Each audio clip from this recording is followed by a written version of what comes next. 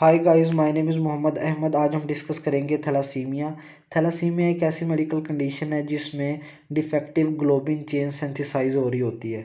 तीन तरह की हीमोग्लोबिन एग्जिस्ट करती है। हीमोग्लोबिन ए, जिसे हम हीमोग्लोबिन अडल्ट भी कहते हैं। हम सबको पता है कि हीमोग्लोबिन हीम पे और ग्लोबिन पार्ट पे मुश्तमिल होती है। अब एक हीमोग्लोबिन में एक हीम ग्रुप होता है और 4 ग्लोबिन चेन होती हैं।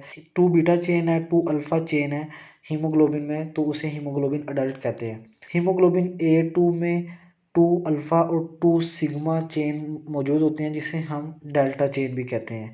अब फीटल हीमोग्लोबिन को HbF से रिप्रेजेंट करते हैं। इसमें 2 अल्फ़ा चेन और 2 गैमा चेन मौजूद होती है। अगर हम अडल्ट्स की बात करें, अडल्ट्स में 97 to 99% हीमोग्लोबिन ए होती है। 1 to 2% हीमोग्लोबिन A2 होती है और लेस देन 1% फीटल हीमोग्लोबिन होती है। जैसे कि मैंने अभी आपको बताया कि हीमोग्लोबिन हीम ग्रुप पे मौजूद मुश्तमिल होती है और ग्लोबिन पार्ट पे मुश्तमिल होती है। अडल्ट्स में की अगर हम स्पेसिफिकली बात करें तो उसमें 2 अल्फ़ा होती हैं, 2 बीटा होती हैं। अगर बीटा चेन की सिंथेसिस में कोई डिफेक्टिव आ जाए तो उसे हम कहते हैं बीटा थैलासीमिया। अगर कोई डिफेक्ट आ जाए अल्फ़ा चेन की सिंथेसिस में तो उसे हम कहते हैं अल्फ़ा थैलासीमिया। हमारी बॉडी में 2 तरह के सेल पाए जाते हैं, somatic cell and sex cell. Somatic cell में 23 पेयर ऑफ क्रोमोसोम्स होते हैं। ठीक है, फिर हर पेयर में 2 क्रोमोसोम्स की कॉपीज होती हैं। हीमोग्लोबिन की जो बीटा चेन्स हैं, उनके जो जीन्स हैं वो क्रोमोसोम नंबर 11 पे मौजूद होते हैं। एक जीन एक कॉपी पे, दूसरा जीन दूसरी कॉपी में मौजूद होता है। तो बीटा थैलासीमिया एक ऑटोसोमल रिसेसिव डिजीज है। अब on the basis of defectiveness of these gene, beta thalassemia is classified into minor, intermediate and major thalassemia। Thalassaemia minor क्या है? देखें, अगर दोनों कॉपीज में से एक कॉपी के जीन पे डिफेक्ट आ जाए तो उसे हम कहते हैं थैलासीमिया माइनर। अगर बीटा ग्लोबिन चेन की जो जीन्स हैं 11th क्रोमोसोम्स, दोनों कॉपीज पे डिफेक्ट आ जाए तो उसे हम कहते हैं थैलासीमिया मेजर। इसे हम कोलेज अनीमिया भी कहते हैं। But due to any reason जो सिंथेसिस है वो लेस देन नॉर्मल हो गई है, जो क्वांटिटेटिवली जो सिंथेसिस थी वो कम हो गई है। एक कंडीशन ये है। दूसरी कंडीशन ये है कि एक जो जीन थी उसमें म्यूटेशन आ गई है, दूसरी में म्यूटेशन नहीं आई बट प्रोडक्शन है वो लेस हो गई है। इसमें इंटरमीडिएट में इंक्लूड करते हैं।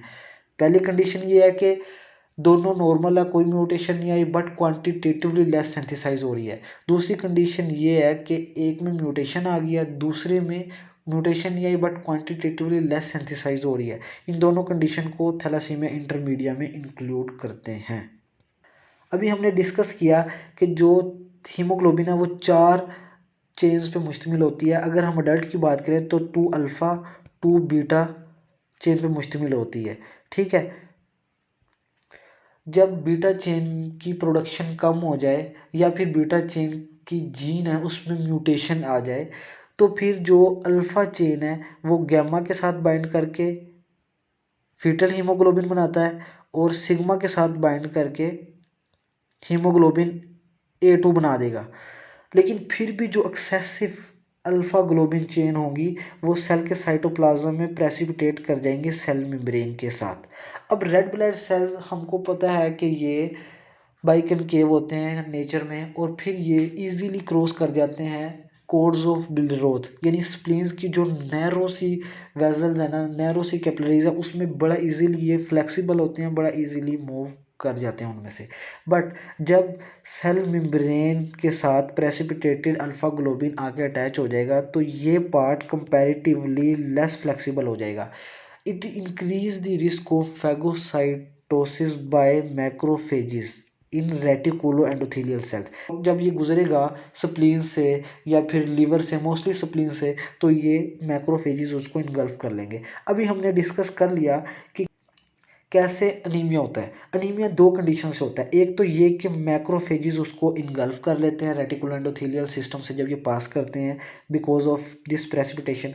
सेकेंड कंडीशन ये है कि हीमोग्लोबिन, अडल्ट हीमोग्लोबिन कम बन रही है।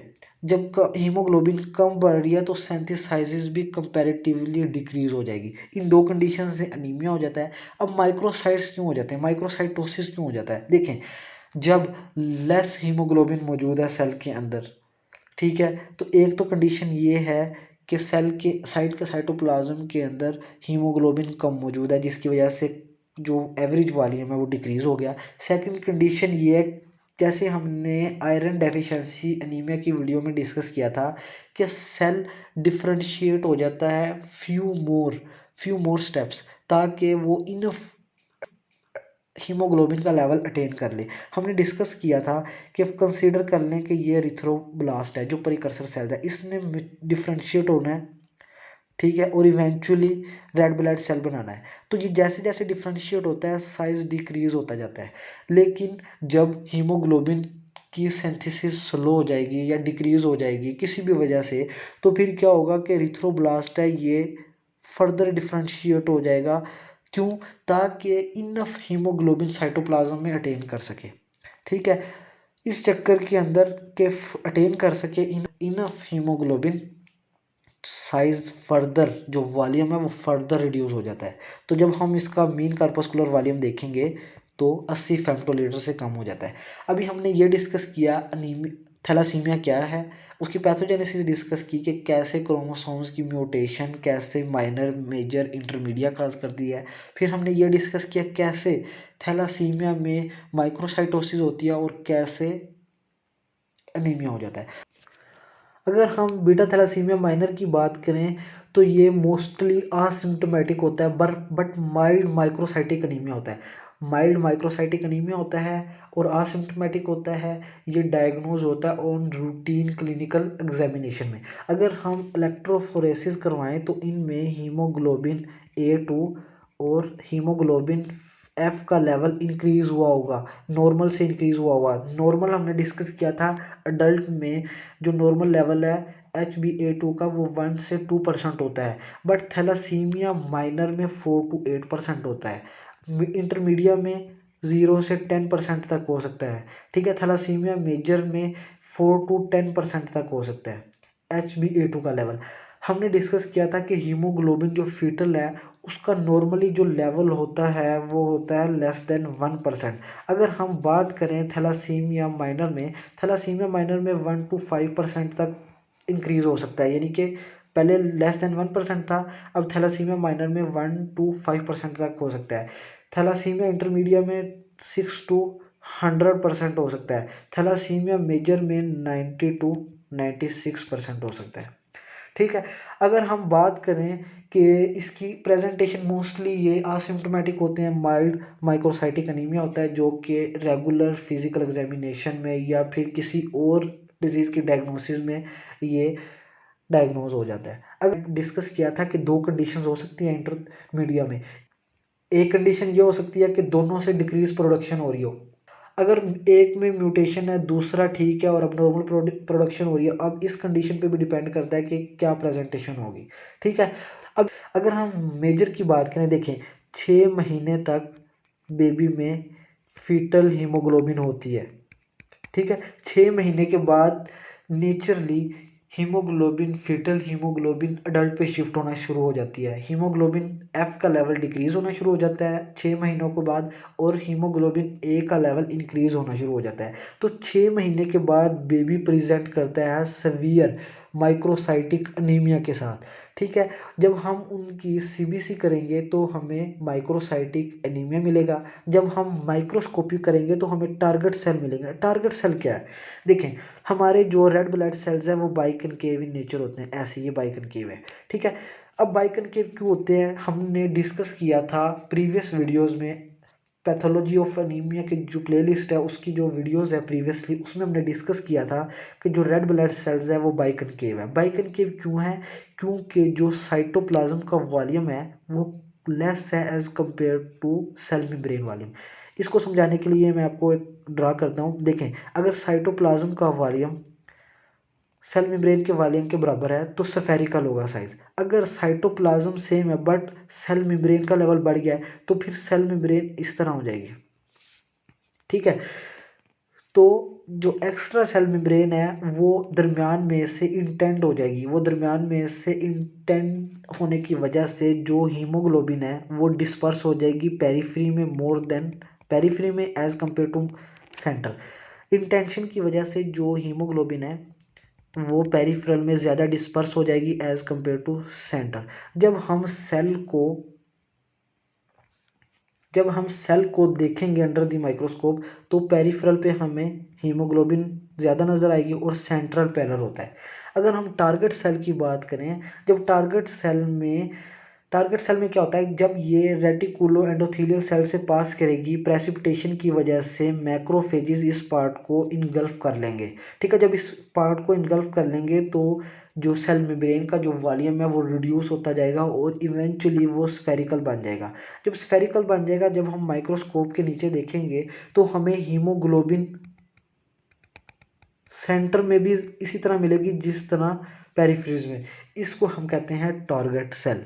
ठीक है, हमने क्या देखा, सीवियर माइक्रोसाइटोसिस हो सकती है, अनीमिया हो सकता है और टारगेट सेल देख सकते हैं हम। जब हम माइक्रोस्कोप के नीचे देखेंगे तो हमें डिफरेंट साइज के और डिफरेंट शेप के रेड ब्लड सेल्स मिलेंगे। अब डिफरेंट साइज और शेप क्यों है, देखें, जब माइक्रोसाइटोसिस हो रही है, जब स्मॉल वॉल्यूम के साथ ब्लड प्रोड्यूस हो रहे हैं, तो जो नॉर्मल है, फॉर एग्जांपल ये नॉर्मल साइज है और ये माइक्रोसाइटिक साइज है, तो जो वेरिएशन है वो इंक्रीज हो जाएगी। ठीक है, कुछ साइज इस साइज के होंगे, कुछ इस साइज के होंगे, कुछ इस साइज के होंगे, कुछ इस साइज के होंगे, तो वेरिएशन इंक्रीज हो जाएगी।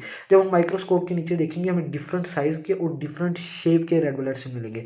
अब डिफरेंट साइज के जो रेड ब्लड सेल्स होते हैं उन्हें हम कहते हैं एनिसोसाइटोसिस, और जो डिफरेंट शेप के होते हैं उसे हम कहते हैं पोइकिलोसाइटोसिस। ठीक है, अब जब बोन मैरो से एक्सेसिव प्रोडक्शन हो रही है और जब reticulo endothelial cell liver spleen से एक्सेसिव डिस्ट्रक्शन हो रही है रेड ब्लड सेल्स की, तो एक्सेसिव डिस्ट्रक्शन की वजह से मैक्रोफेजेस का जो नंबर है स्प्लीन में, लिवर में, वो इंक्रीज हो जाएगा, जिसकी वजह से हेपेटोस्प्लीनोमेगली हो सकती है। ठीक है, अब इन पेशेंट में हमें कंटिन्यूसली ब्लड को ट्रांसफ्यूज करना पड़ता है एवरी 4 to 6 वीक, क्योंकि जो हाफ जो जो डिस्ट्रक्शन टाइम है रेड ब्लड सेल्स का नॉर्मली फिजियोलॉजिकली वो तकरीबन 120 डेज है। 4 to 6 वीक के बाद हमें 100 यूनिट जो ब्लड है वो बेबी में ट्रांसफ्यूज करना पड़ता है इन बीटा थैलेसीमिया मेजर में। तो फिर क्या होता है कि जब हम कंटिन्यूसली ब्लड को ट्रांसफ्यूज कर रहे होते हैं, जब एक दफ़ा आयरन हमारे ब्लड के अंदर या बॉडी के अंदर चला गया है, अब्जॉर्ब हो गया है, तो there is no way to exit for iron. फिर हमारी बॉडी से आयरन एग्जिट नहीं कर सकता, वो स्टोर हो जाता है in the form of ferritin. ठीक है, मैंने आपको बताया था आयरन बाइंड करती है एपोफेरेटिन के साथ और फेरेटिन बना देती है। फेरेटिन बन गया, जब मल्टीपल फेरेटिन मॉलिक्यूल बाइंड करते हैं एक दूसरे के साथ तो हीमोसिड्रिन बना देते हैं, इसे हम कहते हैं हीमोसिड्रिन। अब हीमोसिड्रिन का लेवल जब बढ़ जाए तो हम इसे कहते हैं हीमोसिड्रोसिस। लेकिन एक लेवल आता है कि जब हीमोसिड्रोसिस इतनी ज़्यादा हो जाती है कि ये बोन मैरो में स्टोर होने की बजाय डिफरेंट ऑर्गन ऑफ बॉडी में स्टोर होना शुरू हो जाती है, जैसे कि हार्ट के पेरिकार्डियम में, जैसे कि इंटेस्टाइन्स में। ठीक है, तो फिर इनकी वजह से साइंस एंड सिम्टम्स अराइज होते हैं। अगर ये हार्ट के पेरिकार्डियम में डिपॉजिट होगी उसकी वजह से फिब्रिनस पेरिकार्डाइटिस हो सकता है। फिर इस कंडीशन को हम कहते हैं सेकेंडरी हीमोक्रोमासाइटोसिस। इस कंडीशन को क्या कहते हैं, इस कंडीशन को हम कहते हैं हीमोक्रोमासाइटोसिस। हीमोक्रोमासाइटोसिस कहते हैं। ठीक है, जब इंक्रीज डिस्ट्रक्शन होगी रेड ब्लड सेल की तो बाइल पिगमेंट है वो इंक्रीज हो जाएगा, इसकी वजह से पिगमेंटेड गॉलस्टोन बनने का रिस्क भी है। It increase the risk of pigmented gallstone. हमने बीटा थैलेसीमिया में मेजर में ये डिस्कस किया कि इसमें माइक्रोसाइटिक सवियर एनीमिया होता है। ठीक है, अगर हम रेड ब्लड सेल्स को माइक्रोस्कोप के नीचे देखें तो डिफरेंट साइज के होंगे, डिफरेंट शेप के होंगे, जिसे एनीसोसाइटोसिस भी कहते हैं, पोइकिलोसाइटोसिस कहते हैं। ठीक है, और फिर सेकेंडरी हीमोक्रोमासाइटोसिस होगा और हेपेटोस्प्लीनोमेगली होगी, increase the risk of pigment gall stone, और इसमें भी foetal haemoglobin plus adult A2 haemoglobin का लेवल इंक्रीज हो जाएगा। ठीक है, अच्छा, जब एक्सेसिव एरिथ्रोपोइसिस हो रही है तो बोन मैरो एक्सपैंड कर जाएंगे। जब बोन मैरो एक्सपैंड करेंगे और हम स्कल का एक्सरे लेंगे तो हमें क्रू कट स्कल मिलेगा, ऐसे क्रू कट स्कल मिलेगा। मैं आपको एक्सरे की पिक्चर में शो करता हूँ कि कैसे कैसे नज़र आएगा क्रू कट साइन। जैसे कि आप इस पिक्चर में देख रहे हैं कि ये जो बोन है ये क्रू कट साइन दे रही है ऐसे। ये किस वजह से, क्योंकि बोन मैरो एक्सपेंशन हो गई है एक्सेसिव एरिथ्रोपोइसिस की वजह से। अल्फा थैलासीमिया में क्रोमोसोम नंबर 16 पे जीन्स मौजूद हैं, 2 jeans on each copy. There are total 4 genes for alpha globin chain, 2 gene on one copy, 2 gene on second copy of 16 chromosomes.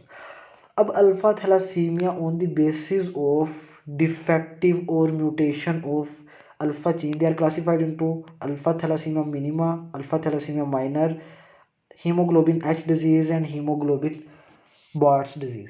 अब अगर तो 4 जीन में से एक जीन म्यूटेटेड हो जाए, देखिए अगर 4 जीन में से एक जीन म्यूटेटेड हो जाए, फॉर एग्जांपल कंसीडर कर लें कि ये जीन जो है म्यूटेटेड हो गई है, तो अगर एक जीन म्यूटेटेड हो गई है तो इसे कहते हैं थैलासीमिया माइनर।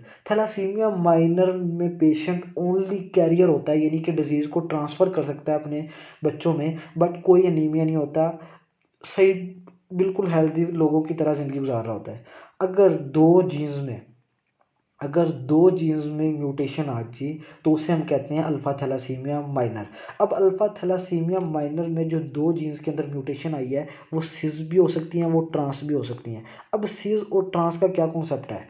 सिस ये है कि अगर जो म्यूटेशन आई है वो दोनों कॉपीज़ पे आई है, एक ये कॉपीज़, इस कॉपीज़ पे एक जीन म्यूटेशन हो गई है, एक जीन की म्यूटेशन इस कॉपी पे हो गया, इसे कहते हैं सिस। ट्रांस कहते हैं कि अगर दोनों जीन्स की म्यूटेशन हो गया एक ही क्रोमोसोम्स पे। अगर मैंने बताया कि अगर एक जीन ये म्यूटेशन हो गया, एक जीन ये म्यूटेशन हो गया, इसे हम कहते हैं सिस म्यूटेशन। अगर दोनों ही एक ही क्रोमोसोम्स पे म्यूटेशन हो गया दोनों जीन्स की, उसे हम कहते हैं ट्रांस म्यूटेशन। ठीक है। अब जो थैलासीमिया, इसे हम कहते हैं थैलासीमिया माइनर। अब थैलासीमिया माइनर में सिर्फ माइल्ड माइक्रोसाइटिक हाइपोक्रोमिक अनीमिया होता है। ठीक है, माइल्ड सा होता है, ये भी बिल्कुल ठीक लोगों की तरह ज़िंदगी गुजार रहे होते हैं, कोई ब्लड ट्रांसफ्यूजन की ज़रूरत नहीं होती। ठीक है। अगर 3 अल्फ़ा जीन में म्यूटेशन आ जाए तो उसे हम कहते हैं हीमोग्लोबिन एच डिजीज़। अब हीमोग्लोबिन एच डिजीज़ को एच डिजीज़ क्यों कहते हैं ये भी डिस्कस करते हैं। देखें, जब हीमोग्लोबिन में ए का लेवल डिक्रीज़ हो जाएगा, ए जो ग्लोबिन चेन है उसका लेवल डिक्रीज़ हो जाएगा, जो एक्सेसिव बीटा ग्लोबिन चेन है वो कंबाइन होगी और B4 कॉम्प्लेक्स बना लेंगी, यानी कि 4 बीटा ग्लोबिन चेन कंबाइन होंगी और एक कॉम्प्लेक्स बना लेंगी जिसे हम कहते हैं B4 बना लेंगे। ठीक है। अब इसको एच डिजीज इसलिए कहते हैं because it have higher mobility activity on electrophoresis. जब हम लेवल चेक कर रहे होते हैं ना कि ह्यूमन ब्लड में सीरम के अंदर हीमोग्लोबिन ए का लेवल कितना है, हीमोग्लोबिन A2 का लेवल कितना है, हीमोग्लोबिन F का लेवल कितना है, वो एक टेक्निक के ज़रिए से हम लेबोरेटरी टेक्निक के ज़रिए से हम डिटेक्ट करते हैं, उसे हम कहते हैं इलेक्ट्रोफोरेसिस। इलेक्ट्रोफोरेसिस पे हीमोग्लोबिन H की जो मोबिलिटी है, जो मूवमेंट है वो हाई होती है as compare to other haemoglobin molecule. तो इस वजह से हाइयर मोबिलिटी की वजह से इसे हीमोग्लोबिन H डिजीज़ कहते हैं। अगर 4 के 4 जीन म्यूटेट हो जाएं तो उसे हम कहते हैं haemoglobin boards disease. Haemoglobin boards disease को इसलिए कहते हैं क्योंकि एक साइंसदान था जिसने इस कंडीशन को इंट्रोड्यूस करवाया था, उसके नाम में बॉर्ड्स का लफ्ज़ था, उसने अपने नाम के साथ इसे लिख दिया हीमोग्लोबिन बॉर्ड्स डिजीज़।